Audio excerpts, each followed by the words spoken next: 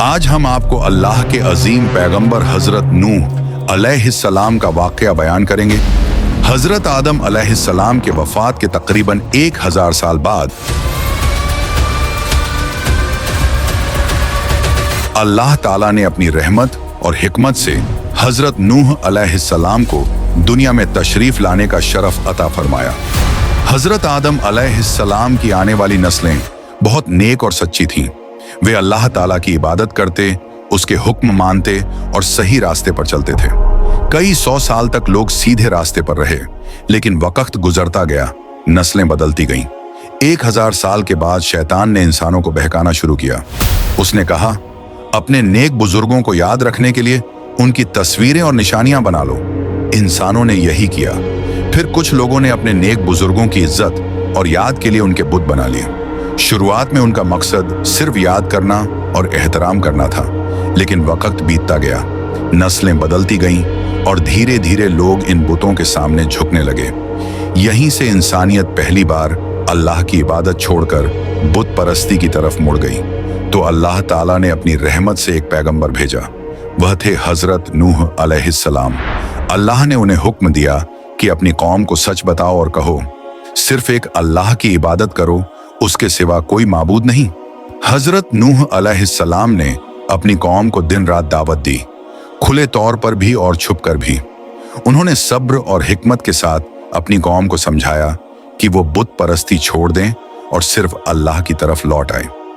हजरत नूह अलैहिस्सलाम अपनी कौम की हिदायत के लिए बहुत मेहनत करते। वो कभी बस्तियों में जाकर लोगों को समझाते, तो कभी जंगलों और मैदानों में जाकर उन्हें अल्लाह की तरफ बुलाते।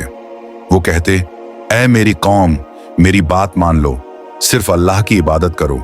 अगर तुम अल्लाह की तरफ लौट आओगे तो वह तुम्हें माफ कर देगा और रहमत से तुम्हें दुनिया और आखिरत में कामयाबी देगा। आखिरकार नूह अलैहिस्सलाम की 950 साल की मेहनत के बावजूद सिर्फ कुछ ही लोग ईमान लाए।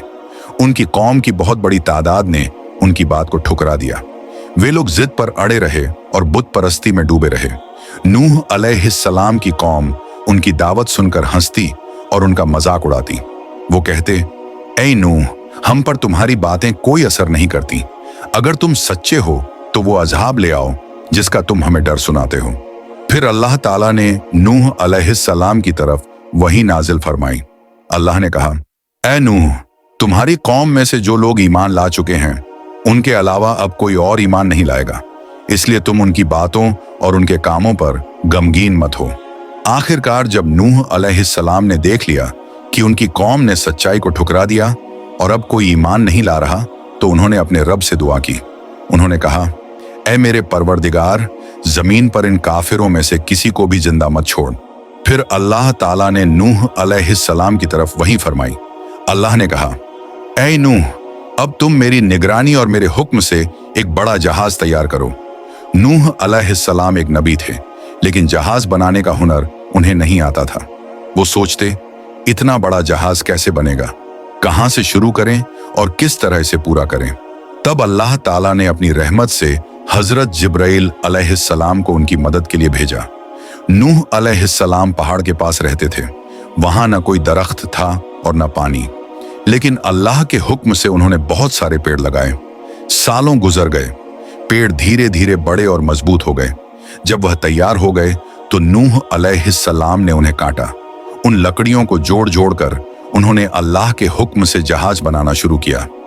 लोग जब नूह अलैहिस्सलाम को देखते तो बहुत हंसते और एक दूसरे से कहते, देखो ये कैसा मजनू है जो पहाड़ पर जहाज बना रहा है।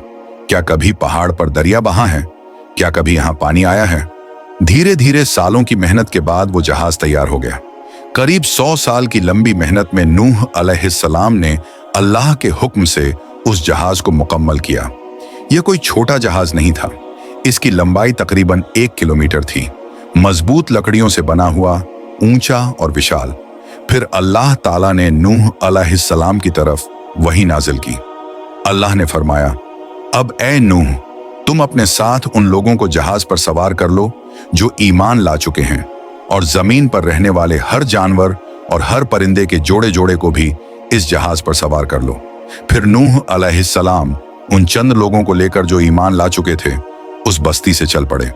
वो सब अल्लाह पर भरोसा करते हुए नूह अलैहिस्सलाम के पीछे पीछे जहाज की तरफ बढ़ गए।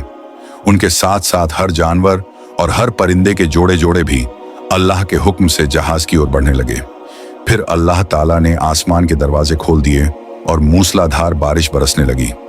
जमीन के अंदर से भी उबलता हुआ पानी निकल पड़ा। हर तरफ सिर्फ पानी ही पानी था। सैलाब इतना भयानक था कि उसने पूरी दुनिया को अपनी लपेट में ले लिया। पहाड़ भी डूब गए। बस्तियां और कीड़े, जानवर और इंसान जो नूह अलैहिस्सलाम के साथ जहाज पर सवार नहीं हुए थे, सब इस तूफान में डूब गए।